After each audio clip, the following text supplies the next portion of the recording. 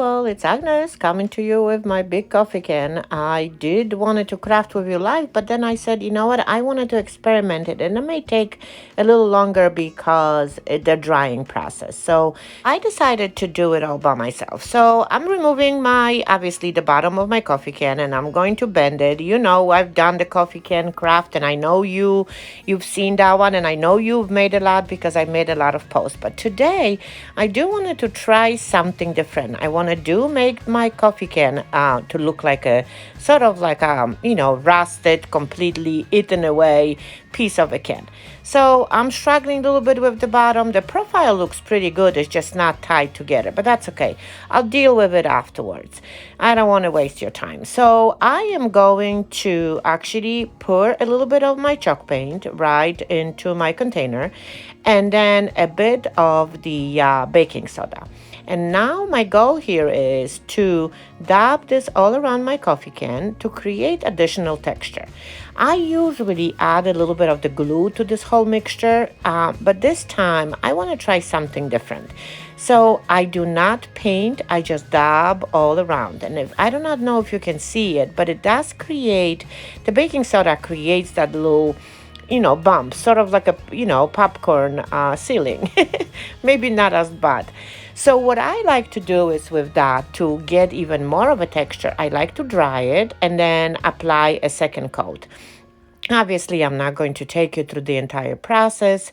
That was another reason why I wanted to, that I thought there was not a good craft to do with life. So I'm going to apply, and right now I'm applying a second coat to one side. The other one is not touched. But again, as I'm going to apply it, it's very important for that to dry completely in between applying the coats, because then the baking soda forms additional texture. And another thing that I forgot to mention is that as you notice, I did not mix my baking soda with paint. I just had them on the side, and I was first dabbing into the paint and then a baking soda.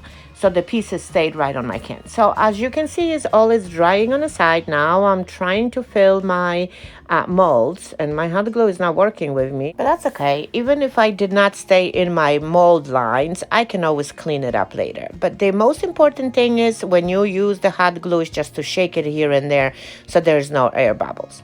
Okay, so now the hot glue is drying. We go back to our can. So I am using my Mod Podge right now all around my can, and actually sort of like setting in stone my bumps on my can that I've created with the baking soda. And it's, again, I'm not painting it because I do want it to have those little, pieces. I want my Mod Podge to literally sit on the little, texture that I've created with the baking soda. So it's pretty quick. And as I always say is, I do not like to rush the process of drying. So I'm going to most likely leave it on the side and work on my molds right now. So, well, no, I guess it's all dried.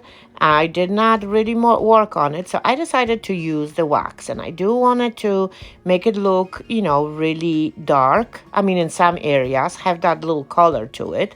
So I decided to use a little bit of the dark wax. And now I am neutralizing all of it with the white wax. So I do want to remove some of the darker, colors from it. So I used a little bit of my paper towels.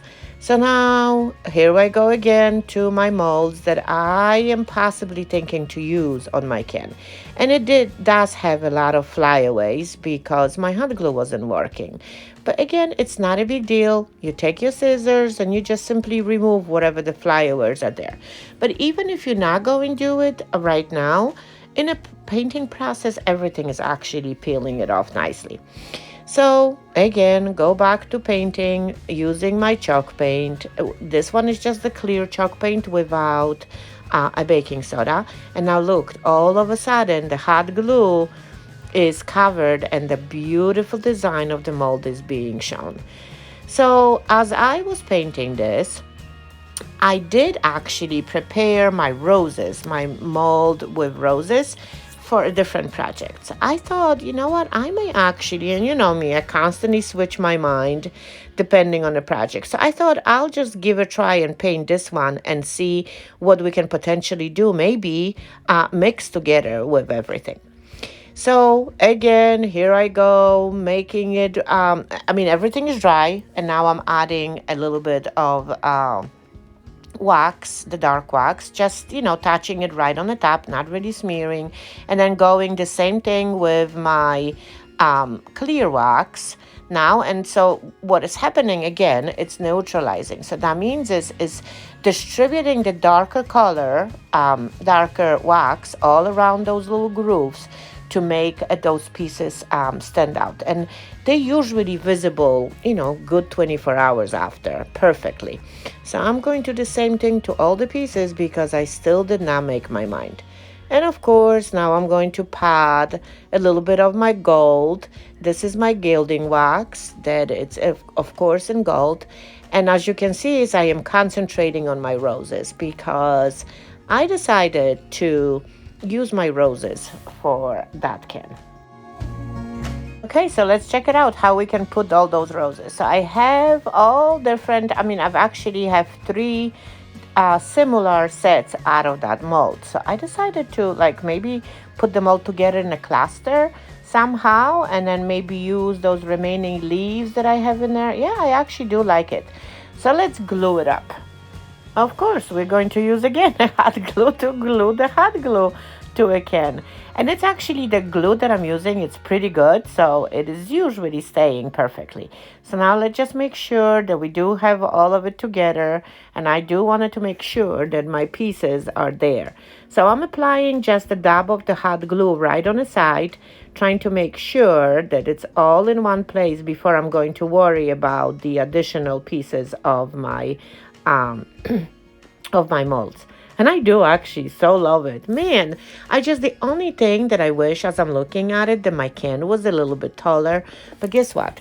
There's always more cans that we can work on. And I know I will be working more on those cans. But of course, after I worry about that bottom.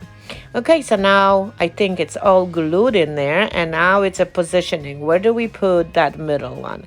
I decided to drop it down, even though that was not in the plan before, and then stick the additional pieces of the roses that I have around. Well, where are they? So here I go, I'm adding it, and I do want them to be a completely different shades and colors, and just bring a little bit more of a drama. Love it. Man, it does not show that this is the hot glue. So now I'm going to use another piece over there and another leaf. And I'm just going to build out the whole thing around this. But then, you know, you just always got to watch out because I may not need all of them. But you know what? Yeah, Agnes, drop it. It does not work too much. Yeah, just better leave it the way I started before. And then as I was looking at all my leaves, trying to see what I can add, I actually found a bird. I do have a bird. So I may actually try to squeeze a bird somehow. Oh my goodness, I love me my can. Oh, look at this. And the bird is working in there. Guess what? Bird goes in there. It was not treated with any wax because it was my pile. I love me that bird. Here we go. That's it, Agnes. Drop. See, I'm trying to squeeze another one. No, one is plenty. Okay, so now it's time to add a little bit of the color to it and add a little bit of the gold hue to my little bumps. I mean, look how gorgeous this looks. All of a sudden, my flowers that we were working on are just popping right there. Oh, I love it. So now I do not have a bigger of a wire, and I know I'm going to be working on it a little bit more, but I just do want to show you what my intention here is. So what I did, I took 2 pieces of the wire, and now I'm just wrapping my silk, the sari silk, all around it. So I'm holding them together, and I'm just simply interlocking sort of, or maybe not, weaving, let's say, like this. and completely in a random pattern. I'm weaving in between, going over in between, and trying to make sure that my wire stays together. And of course, now I'm going to secure this. And it's not the length that I am going after, but I know I'm going to look for different wire a little longer to create that handle. But I just do wanted to show you how this potentially may look. So here we go. All what I need to do is just pull my sari silk in between those wires, because as you can see, is they all wrapped and they're going to stay there. Yeah, I hope so. Yeah, now look how cool this looks. Yeah, I love it. So, of course, I do need to, so there's two things that I need to do. I need to squeeze the bottom of my can, and of course, I need to make the hole for the sides. But in the meantime, I am going to only hot glue it really quickly so you can see the whole thing. But I do have a tiny drill that I'm going to be able to pull my ends to the side. So here we go. It's all done. Now I'm just going to tie a little bow at the end, or maybe, I don't know, some kind of a thing, or maybe completely pull it out. I just need to look at it. Think if my can would have been a little longer, maybe I would have liked it even more. But again, this is like what always happens with my project. For now, I did not cut anything. I just tied it because it was just there when I wrapped it. And I do like it. I mean, see, and I'm actually now already not liking it. So I put the piece inside because obviously decision wasn't made. And I wonder what you think about it. Should I keep it on both ends or should I keep it on one? Look how pretty this looks. So here is the close-up picture of my crushed can. Oh my goodness, how pretty this looks. Oh, and I even forgot to show you that I did my bird gold with that, with the gilding wax. Love, love, love everything about it. Gotta clean it up a little bit more because I still see a little flyaways here and there. But that's okay, I'm still looking. So I just so hope that you do like this idea, and you can actually see all those bumps we created with the baking soda. Love, love, love everything about it. Just the only thing is I wish my can was slightly longer and my handle was longer. But obviously, this is something that I'm going to change later. Again, thanks for watching, and I really hope that I inspired you to have fun with your molds. Again, if you did enjoy this, please don't forget to sprinkle and make a comment down below. Bye.